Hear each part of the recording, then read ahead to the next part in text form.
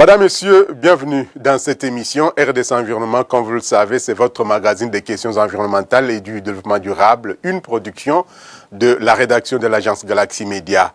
Il y a 4 ans, nous sommes dans la 4e année de la mise en œuvre des objectifs de développement durable après les objectifs du millénaire pour le développement. Il y a donc 4 ans, mais quelles sont les avancées réalisées par la République démocratique du Congo dans le cadre de la mise en œuvre effectivement de ces objectifs de développement durable? En tout cas, le chemin est encore long, voire très long à en croire. Le Centre congolais du droit pour le développement durable, CODED, une structure qui fait du développement durable son cheval de bataille.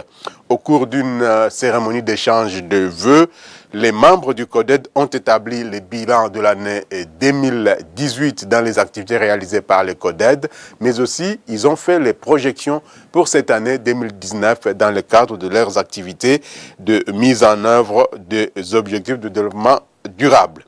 Et puis nous reviendrons sur la journée mondiale de zones humides célébrée le 2 février de chaque année pour répondre à la demande de vous, nos téléspectateurs, qui avez demandé à ce qu'on puisse revenir sur cette actualité. Enfin, nous terminerons notre émission par la rubrique événements à venir. Quels sont les grands faits qui vont faire l'actualité environnementale dans les jours à venir, ici en Afrique ou encore ailleurs à travers le monde? C'est la rubrique événements à venir. Mesdames, Messieurs, bienvenue donc à cette émission RDC Environnement. Les détails, c'est tout de suite. Agence Galaxy Media, la passion de développer la RDC. Ainsi, je vous le disais dans le sommaire, Madame, Messieurs, les Centres congolais du droit pour le développement durable, CODED, a organisé une cérémonie d'échange de vœux au cours de laquelle ses membres ont fait les bilans de l'année 2018 et les projections pour l'année 2019 dans le cadre, bien sûr, de leurs activités dans la promotion des objectifs de développement durable qui sont donc leur cheval de bataille. Je ne vous en dirai pas plus, regardez plutôt ce reportage que nous avons réalisé à cette occasion dans ce commentaire de Michel Wangui sur les images de nos confrères. Promouvoir les objectifs de développement durable ODD en République démocratique du Congo, tel est le cheval de bataille du Centre congolais du droit de développement durable CODED. Cette structure qui se veut une brigade des acteurs de développement est des gens très ancrés dans la participation dans le projet axé sur le développement durable. Ses membres prennent également part aux forums nationaux et internationaux sur le développement durable tout en misant sur le renforcement des capacités de ces derniers. D'ici à 2030, les pays membres des Nations Unies, dont la RDC, doivent mettre sur pied toutes les stratégies nécessaires pour la mise en place des ODD. Mais la RDC est encore loin d'atteindre cet objectif, à en croire Maître Eric Kassongo, coordonnateur du CODED. Au niveau du pays, il y a eu certes beaucoup de réunions qui se sont faites ça et là, mais je peux dire que nous sommes encore vraiment en retard par rapport à la mise en œuvre de chacune des ODD. Comme je vous l'ai dit, l'État n'étant pas le seul acteur qui intervient dans un pays, il y a les ONG qui interviennent et je dois louer le savoir-faire de beaucoup d'ONG. Certains d'entre eux se sont lancés dans la promotion des ODD particuliers. Je prends par exemple le cas de l'ODD 4 qui a trait à l'éducation.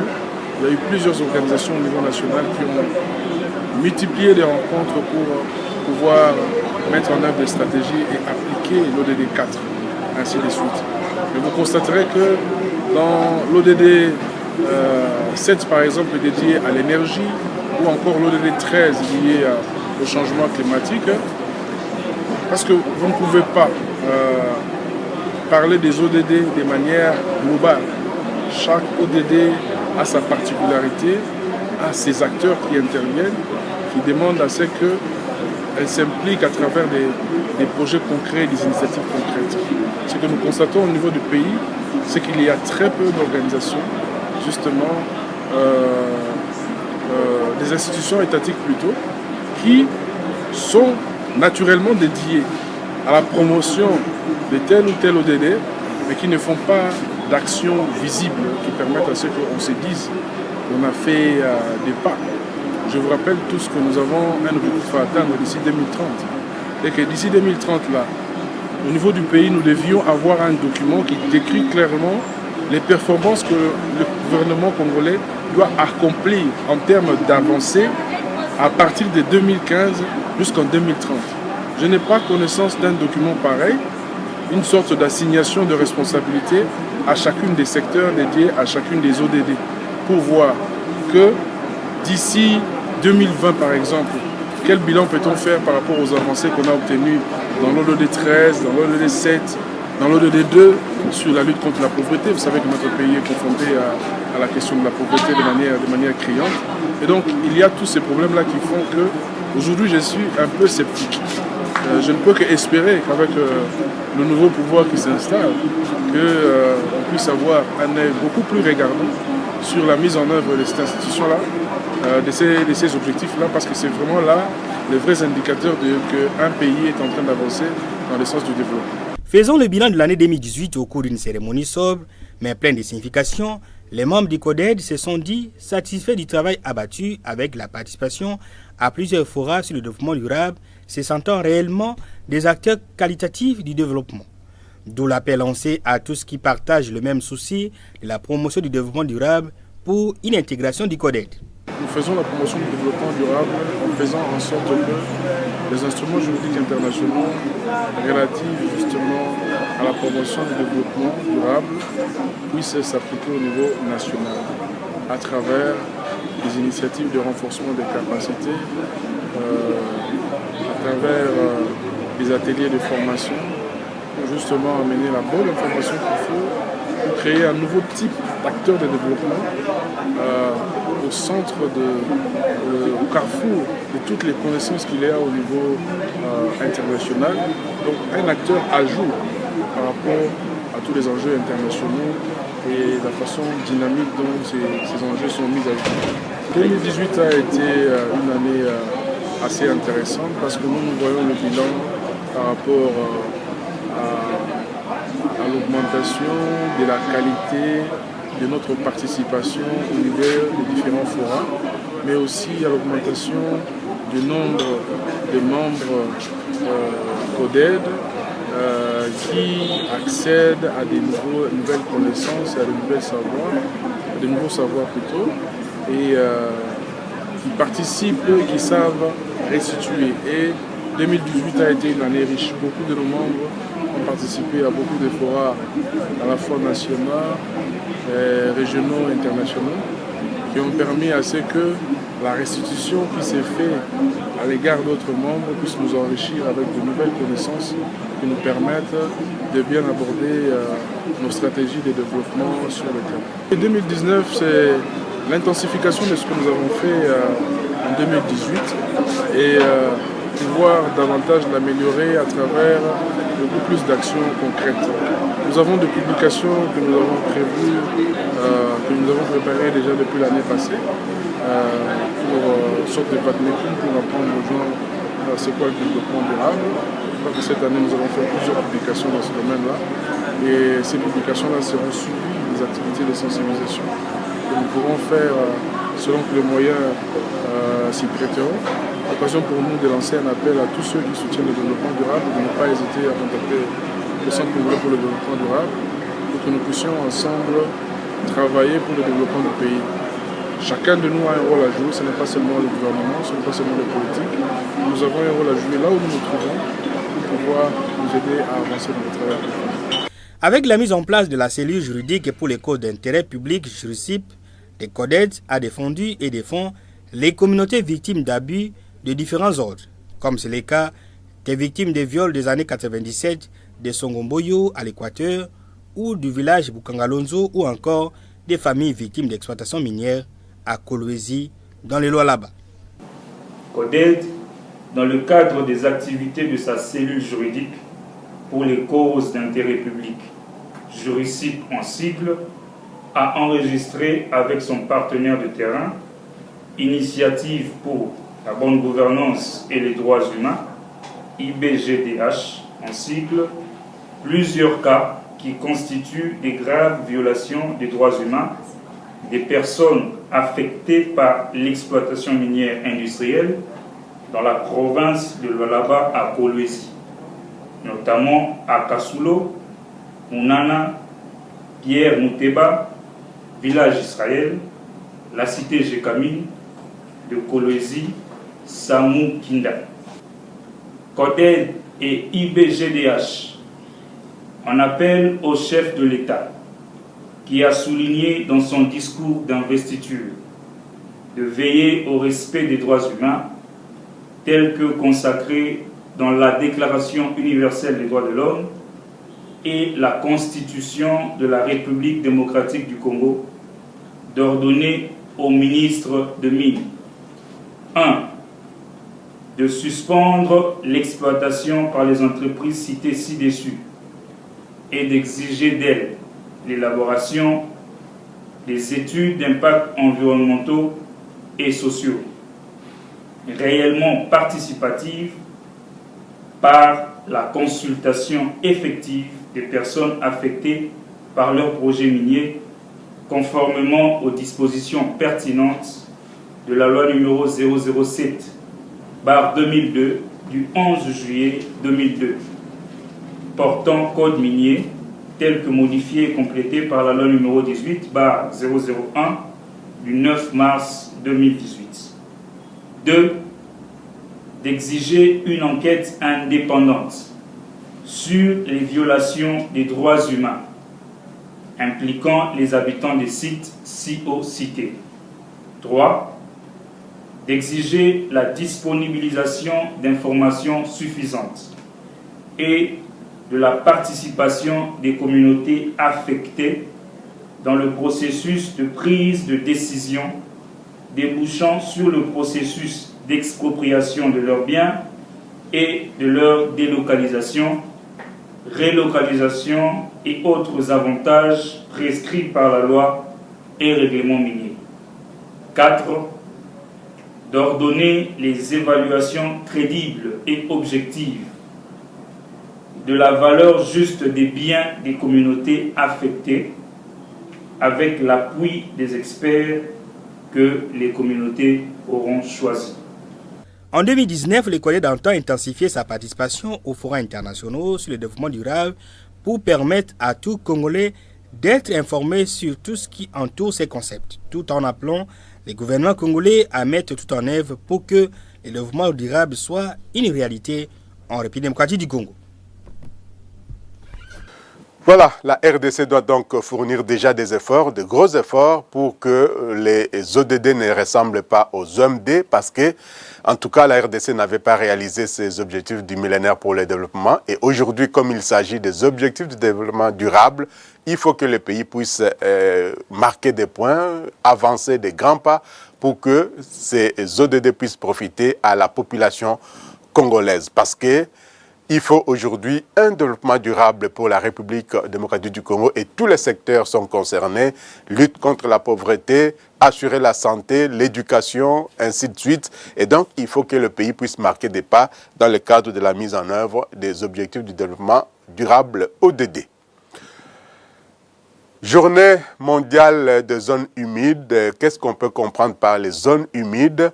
La journée a été célébrée le 2 février dernier, mais vous avez demandé, vous, nos téléspectateurs, qu'on puisse revenir sur cette journée, sur ce reportage par rapport à la journée mondiale des zones humides.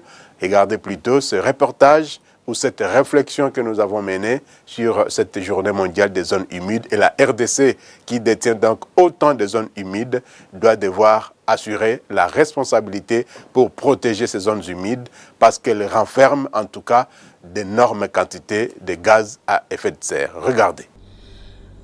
C'est autour du thème « Zones humides et changement climatique » que la communauté internationale a célébré samedi 2 février 2019 la Journée mondiale des zones humides.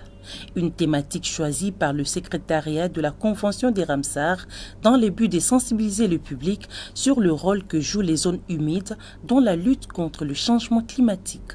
À marge de cette commémoration du 27 janvier au 28 février 2019, plusieurs activités comme les visites sur terrain, les expositions, les conférences sont organisées dans le monde entier pour faire découvrir au public l'importance de ce milieu aussi riche que varié. Les milieux humides dans le contexte de la planète Terre, c'est tous les milieux dans lesquels on trouve un certain niveau de concentration d'eau. Évidemment, il y a aussi des molécules d'eau même dans l'atmosphère, mais là on les exclut lorsqu'on est en train de parler des zones humides. On parle surtout des écosystèmes en milieu terrestre où il y a de l'eau. Et on commence par les fleuves, les milieux marins, tous les cours d'eau, mais on entre beaucoup plus spécifiquement dans les zones marécageuses, là où il y a une combinaison de boue, d'eau, de matière végétale, etc. Et tous ces écosystèmes sont appelés des zones humides. Ils présentent un intérêt particulier pour la vie sur la Terre, pour l'équilibre des systèmes terrestres, parce qu'ils entretiennent un certain nombre de réactions chimiques qui continuent à permettre à ce que la vie soit maintenue dans l'état où elle est. Notamment, d'abord, évidemment, la production alimentaire à la base, parce que les planctons qui sont vraiment à la base de la chaîne alimentaire sont produits en milieu humide, dans les eaux, les cours d'eau, mais aussi ils permettent un certain nombre de réactions chimiques qui sont dans le cycle de la plupart des éléments qui composent notre atmosphère terrestre, notamment le méthane, le carbone, etc. Ce sont des milieux qui, s'ils étaient supprimés de la Terre, il y a une bonne partie de la vie qui disparaîtrait. Les milieux humides participent à la prévention des risques naturels provoqués par le changement climatique, tels que les ouragans, les crues, les inondations, les sécheresses, l'érosion du littoral et autres. Ils amortissent les impacts que subissent les populations en réduisant l'érosion du littoral, en atténuant l'intensité de crues et en alimentant les cours d'eau pendant les sécheresses. La protection et la gestion des zones humides est cruciale car elles sont les puits de carbone les plus efficaces sur Terre. Elles couvrent environ 3% des terres de notre planète et retiennent près de 30% de tous les carbones terrestres, soit 2 fois plus que les forêts du monde réunies. Par ailleurs, les défis liés au changement climatique peuvent être relevés par des stratégies fondées sur les écosystèmes tout en préservant la biodiversité. Toutes ces évaluations qui sont faites, il y a une autorité scientifique qui a été établie pour essayer de quantifier, pour essayer de mener la réflexion scientifique sur toutes les questions en rapport avec les changements climatiques. Et elle est liée à la Convention cadre des Nations Unies sur les changements climatiques. Et c'est ce groupe d'experts qui essaye de faire les calculs scientifiques nécessaires pour chiffrer les différents éléments en rapport avec ça. Elle publie périodiquement des rapports annuels d'évaluation où on essaie de quantifier tous les paramètres et de faire des projections scientifiques sur base desquelles les politiques vont décider. Et lorsque cette instance avance des chiffres comme cela, c'est à l'issue de travaux scientifiques qui ont quand même un sérieux, qui a déjà fait ses preuves depuis les années. Bien que, évidemment, jusqu'à aujourd'hui, il existe toujours des climato-sceptiques qui sont là pour contredire tout ce qui est en rapport avec les changements climatiques. Mais je donne quand même une grande crédibilité à ces chiffres parce qu'ils nous ont déjà permis d'éviter plusieurs catastrophes et d'orienter les décisions vers des actions qui peuvent aider à mieux gérer les écosystèmes terrestres. Des semis-liés. Ce type de solution fait écho au concept des solutions fondées sur la nature de l'Union internationale pour la conservation de la nature. Les marais, les tourbières, les prairies humides, les lagunes, les mangroves entre terre et eau, les milieux humides présentent de multiples facettes et se caractérisent par une biodiversité exceptionnelle. Ils abritent de nombreuses espèces végétales et animales. Par leurs différentes fonctions, les zones humides jouent un rôle primordial dans la régulation de la ressource en eau, l'épuration et la prévention des crues. Menacé par les activités humaines et le changement global, ce patrimoine naturel fait l'objet d'une attention toute particulière. Sa préservation représente des enjeux environnementaux, économiques et sociaux importants pour la planète Terre. Rappelons que la Convention des Ramsar a été signée en 1971 en Iran, dans la ville qui porte le même nom. Voilà, c'était là donc la réflexion que nous avions menée sur la journée mondiale des zones humides, et la RDC doit donc s'assumer pour protéger ces zones humides qui ne doivent pas être exploitées, sinon, parce que nous le savons tous, que ces zones humides renferment d'énormes quantités de dioxyde de carbone, CO2, et ces dioxydes de carbone qui ne doivent pas s'échapper dans l'atmosphère au risque d'augmenter le réchauffement climatique. Place à présent à la rubrique événements à venir. Quels sont les grands faits qui vont faire l'actualité environnementale à travers le monde, que ce soit ici en Afrique ou encore ailleurs à travers le monde. Déjà, les 14 et 15 février 2019, il se tient la conférence sur la tarification du carbone organisée par la coalition pour le leadership en matière de tarification du carbone. C'est à New Delhi, en Inde.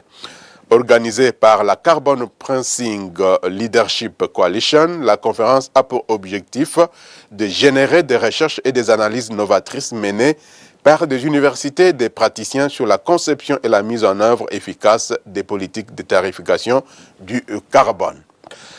Le 20 et 21 février prochain, il se tiendra à Lima, au Pérou, la deuxième session du symposium latino-américain sur l'adaptation au changement climatique.